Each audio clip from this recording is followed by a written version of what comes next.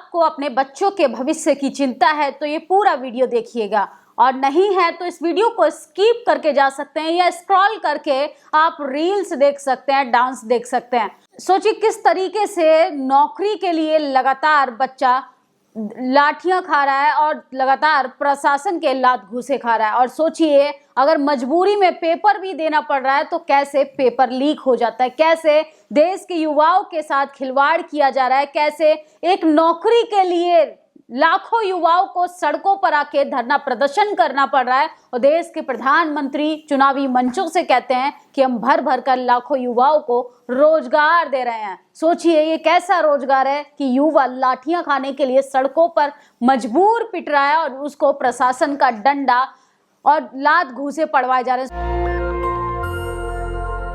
ये वीडियो देखिए। अभ्यर्थी हैं हम लोग, 6800 में चयनित है और ये लिस्ट जो कि आदित्यनाथ जी के द्वारा निकाली गई। हम लोग लगातार प्रोटेस्ट कर रहे थे।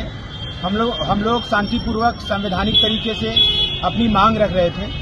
25 तारीख को शाम को 8 बजे से ही पुलिस हम लोगों को जबरदस्ती प्यार से कि नहीं चलिए आप लोग बैठिए, कुछ नहीं आप लोगों से बात करेंगे।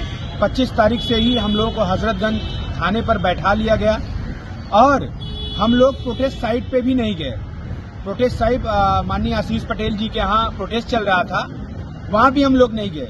लेकिन उत्तर प्रदेश की सरकार के दबाव में, मंत्री अधिकारियों के दबाव में पुलिस प्रशासन ने जबरिया हम लोगों को गिरफ्तार करके पूरे दिन मोहनलालगंज की सभी चौकियों पे घुमाता रहा। रात के 9 बजे फिर से हजरतगंज ले आए ये लोग। हजरतगंज आने के बाद यहाँ से चालान करके रात को 11 बजे 12 बजे जेल भेज देते हैं। बताइए, हम लोग लड़ने वाले लोग हैं। उत्तर प्रदेश सरकार को हमें प्रोटेस्ट साइट से गिरफ्तार कराना चाहिए, लेकिन प्रशासन ने बड़ी ही कुशलता से, कायरता से, गीदड़ों की तरह अगर संघर्ष कर रहे थे तो इन लोगों को शेर की तरह लेके जाना चाहिए था। प्रोटेस्ट साइट से हथकड़ी लगा के ले जाना चाहिए था। हम लोग डरने वाले लोग नहीं हैं, हम लोग लड़ने वाले लोग हैं। 2 तारीख को हम लोग जेल भरो आंदोलन का आह्वान कर रहे हैं।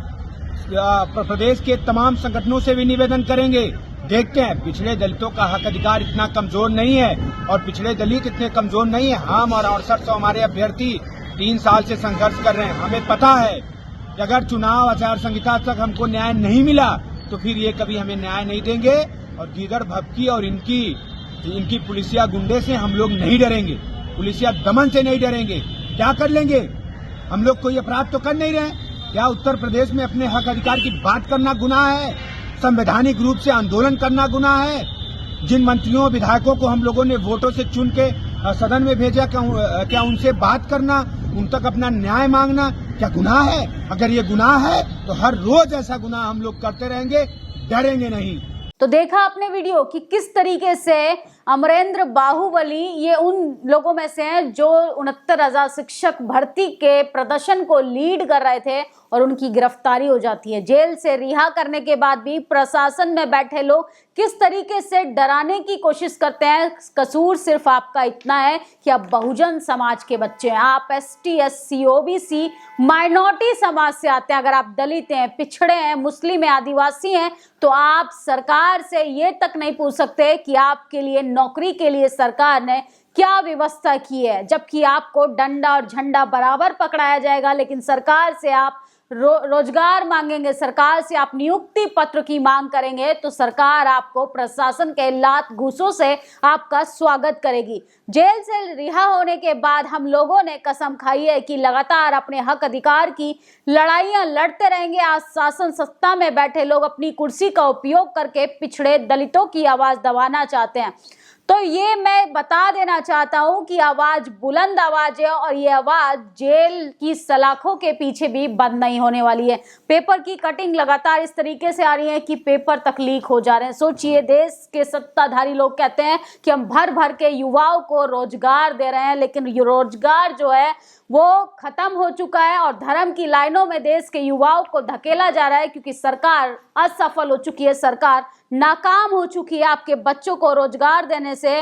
और आप जो लगातार लंबी लंबी कतारों में लगकर धर्म बचाने के लिए अपने बच्चों को भेज रहे हैं। सोचिए, और आपका बच्चा एक नौकरी के लिए सड़कों पर आके लाठियां खा रहा है, सड़कों पर प्रशासन के लात घूंसे खा रहा है, सरकार के खिलाफ अपनी आवाज को बुलंद भी कर रहा है, तो कैसे उसे जेल की सलाखों के पीछे भेजा जा रहा है। सोचिए, 69,000 शिक्षक भर्ती आरक्षण घोटाले को नेतृत्व करने वाले वीरेंद्र कुमार को जेल से रिहा कर दिया है, लेकिन फिर भी प्रशासन उनको डराने की कोशिश लगातार कर रही है। पेपर माफियाओं की किस तरीके से जनसंख्या बढ़ रही है, उससे तो ऐसा लगता है कि आने वाले समय में हर कोई बेरोजगारी से परेशान होकर युवा जो है अपनी उम्मीदें भी खो देगा कि इस देश में हमें नौकरी के लिए भी पढ़ना लिखना चाहिए। जिस तरीके से पेपर लीक हो रहे हैं, देश के युवाओं का उज्जवल भविष्य की कल्पना करने वाली भारतीय जनता पार्टी अब कैसे युवाओं के भविष्य को अंधकार की ओर ढकेल रही है, काफी चिंता का विषय बन चुका है।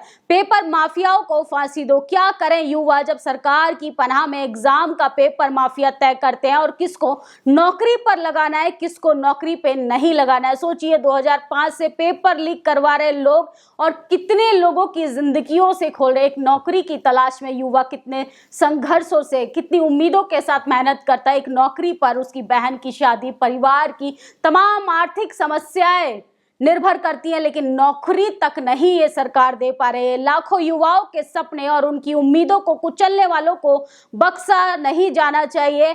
आखिर कब तक मेहनती युवाओं के साथ अन्याय होता रहेगा? लगातार लोग सोशल मीडिया पर सवाल कर रहे हैं, क्योंकि जातिवादी मीडिया को कोई चिंता नहीं है बहुजन समाज के बच्चों के भविष्य से, SC ST OBC समाज के बच्चों से, क्योंकि उनको तो लंबी लंबी कतारों में लगाकर धर्म बचाने का ठेका दिया जाएगा और फूलों से बरसात किया जाएगा। खबरदार, अगर आपने सरकार से रोजगार मांगा तो कैसे आप पर लाठियां बरसाई जाएंगी। जितने भी चोरी करके अवैध तरीके से नौकरी पर लगे हैं, सबको जेल हो और नौकरी से बाहर निकाला जाना चाहिए। ज्यादा फर्जी लोग नौकरी में लगे रहेंगे तो देश का बेड़ा गर्क होगा। सोचिए, 10 लाख पेपर जो है, 10 लाख की फिरौती देकर पेपर लीक किए जाते हैं। इस तरीके से देश के बच्चों के भविष्य से खेला जा रहा है। लाखों लोगों के सपनों के साथ गैंगरेप करने वाले इन माफिया और इनके आकाओं को फांसी देना चाहिए। सोशल मीडिया पे आज की ये बड़ी खबर है, लेकिन टीवी अखबार में कहीं इसकी चर्चा नहीं है।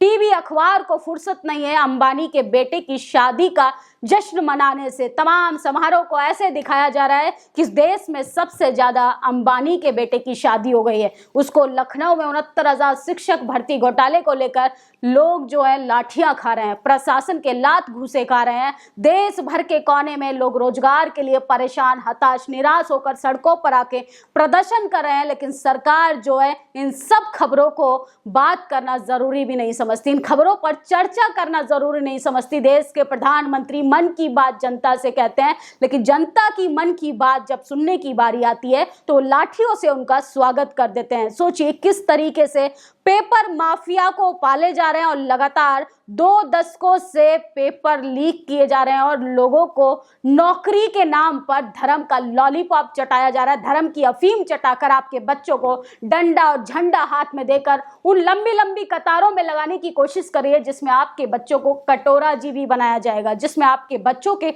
उज्जवल भविष्य को अंधकार की ओर ढकेला जाएगा। और सरकार मंचों से और होर्डिंग बैनर में बड़े बड़े वादे करेगी कि हम भर भर कर नौकरियां देंगे। सोचिए, राम राज्य में, उसी राम राज्य में जिसके मुख्यमंत्री ये दावा करते हैं कि उत्तर प्रदेश में हम नौकरियों का हब बनाना चाहते हैं, बाहर से लोग नौकरी करने के लिए उत्तर प्रदेश में आया करेंगे, और उत्तर प्रदेश में रह रहे युवाओं के साथ किस तरीके की बदसलूकी हो रही है, ये गंभीरता का विषय, ये चिंतन का विषय। हो सकता है इस खबर में आपके लिए मसाला ना हो, लेकिन आपके उज्जवल भविष्य, आपके बच्चों के उज्जवल भविष्य की बातें जरूर है, क्योंकि टीवी अखबार आपके बच्चों के भविष्य से उसको कोई लेना देना नहीं है, ना ही सत्ताधारियों के लोगों को कोई लेना देना नहीं है। जैसे जैसे चुनाव आएगा, भारतीय जनता पार्टी के नेता, अभिनेता, प्रवक्ता बड़े बड़े वादे तो करेंगे, लेकिन जब नौकरी देने की बारी आती है तो आपके बच्चों का लाठियों से, जेल की सलाखों से, प्रशासन के लात घूसों से उनका स्वागत किया जाएगा, क्योंकि सरकार के पास आपको देने के लिए सिर्फ जुमला है।